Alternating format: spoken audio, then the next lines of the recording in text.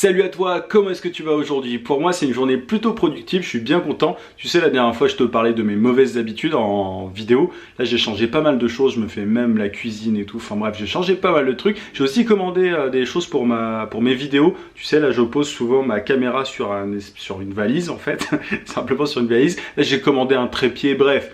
Tout est en train de changer de manière ultra positive, donc c'est cool.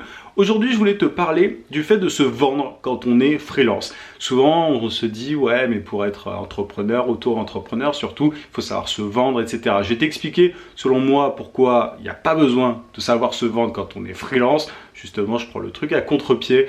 Je te parle de tout ça dans quelques secondes. Juste avant, je t'invite à mettre un gros pouce bleu pour me soutenir et à t'abonner à la chaîne si ce n'est pas déjà fait. À tout de suite.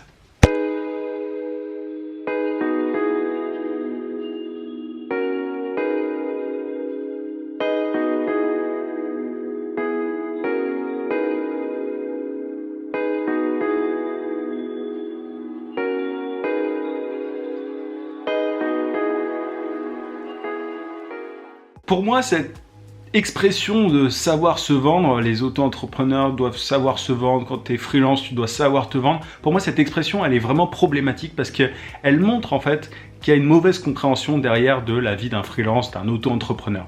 Un auto-entrepreneur, il ne se vend pas. Déjà, c'est-à-dire que c'est pas toi qui est en jeu, c'est ce que tu proposes. Donc, savoir se vendre par essence, l'expression, elle est complètement, elle est nulle, quoi, parce que tu ne te vends pas ce que tu vends tes services, et pas toi.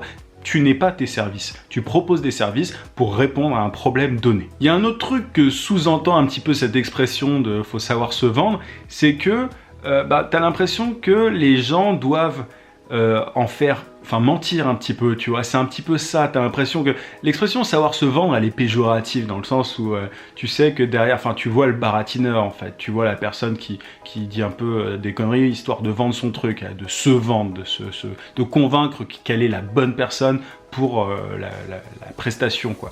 Du coup, moi je déteste cette expression déjà, je la déteste parce qu'elle met le curseur au mauvais endroit. Un freelance, c'est quelqu'un donc qui vend ses services, et en plus, le bon freelance, il cherche pas à convaincre. Moi, je cherche jamais à convaincre. Je cherche pas à faire changer d'avis la personne en face de moi. Le jeu, si j'ose dire, du freelance, c'est plutôt d'être au bon endroit, en face de la bonne personne, en gros. De savoir quels sont les problèmes de la personne en face et de pouvoir proposer des services qui répondent à ces problèmes-là. Mais c'est jamais de convaincre quelqu'un de faire telle prestation pour elle alors qu'elle n'en a pas besoin. Tu forces personne. Donc tu ne te vends pas, tu ne cherches pas à convaincre. Tu es là au bon endroit, devant la bonne personne et tu réponds au bon problème. C'est surtout ça que fait un bon freelance. Donc souvent, j'ai des personnes un petit peu jeunes qui me disent, ouais, je sais pas, de 20, 21 ans, qui me disent, ouais, moi j'aimerais bien être freelance, mais j'ai un vrai problème, c'est que je suis encore étudiant et la personne en face de moi, elle risque de pas me faire confiance. Pour le coup, c'est pas un problème pour moi. Ça serait un problème si tu devais te vendre, mais c'est pas le cas.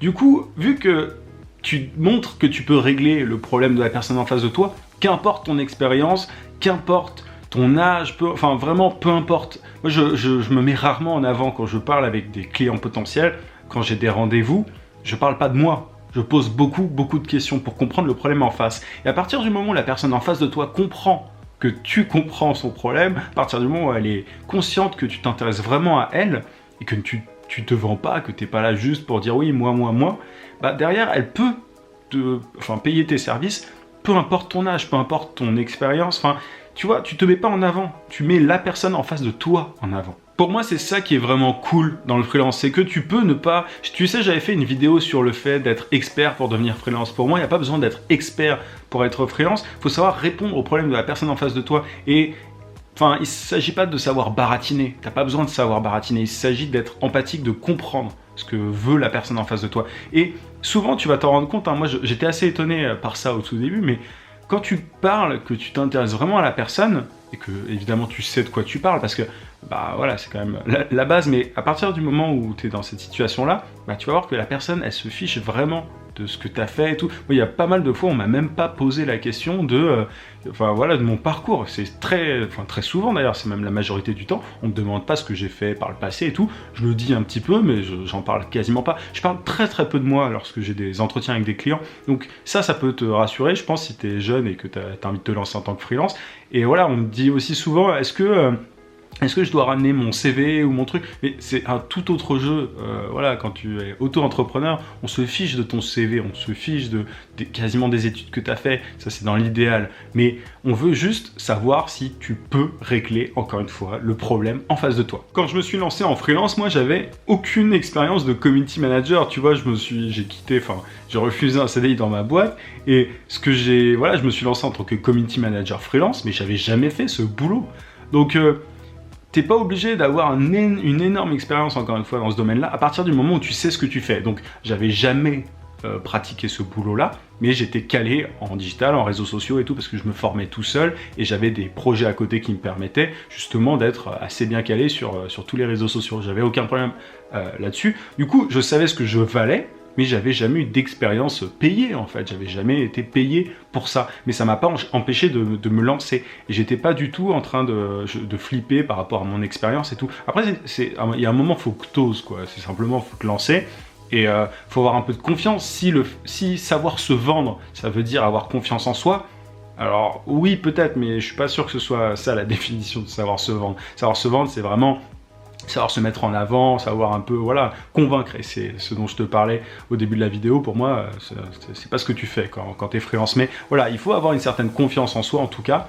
Mais ça s'acquiert au fur et à mesure. Donc, faut pas te dire, ah, j'ai pas confiance en moi, je vais pas me lancer. Enfin, justement, lance-toi et tu vas voir que tu vas être forcé au fur et à mesure à avoir de plus en plus d'entretien avec des clients et tout, et ça va te rôder, quoi. En tout cas, sache pour le coup que moi je suis le pire exemple au niveau de la confiance et tout. Au début j'étais nul en entretien, je savais même pas parler au téléphone et tout, mais c'est venu au fur et à mesure.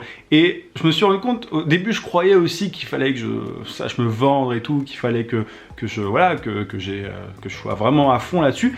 Et je me rends compte au fur et à mesure que moins je parle, plus je décroche de contrats, tu vois. Plus tu fais parler la personne en face de toi, plus tu vas décrocher de contrats. Donc, t'as pas besoin de savoir te vendre, t'as besoin de savoir vendre ce que tu proposes, tes services, mais pas toi. Donc, et savoir vendre ses services, c'est pas juste, ah ouais, mes services, c'est les meilleurs du monde, je vais pouvoir vous aider à faire ceci, cela, La personne en face de toi, elle veut une seule chose, elle veut que tu règles un seul problème. Si tu sais régler ce problème-là, si tu peux le montrer, si tu peux montrer que tu as compris quel est le problème et que tu as une solution à adapter et que tu rassures un minimum la personne en face de toi, c'est bon, t'as réussi, tu vas décrocher des clients comme ça, mais t'as pas besoin de savoir te vendre. Donc voilà, c'est tout ce que j'ai à te dire. Arrête de penser à toi, en fait. C'est presque ça le message de la vidéo, c'est arrête de penser à toi. Dans se vendre, il y a arrête de penser à toi, pense à la personne en face de toi. C'est une énorme erreur que la plupart des gens font, c'est oui, moi j'ai fait ça, je peux faire ça, je. Arrête avec les jeux, parce que la personne en face de toi, ton client potentiel, il s'en fout.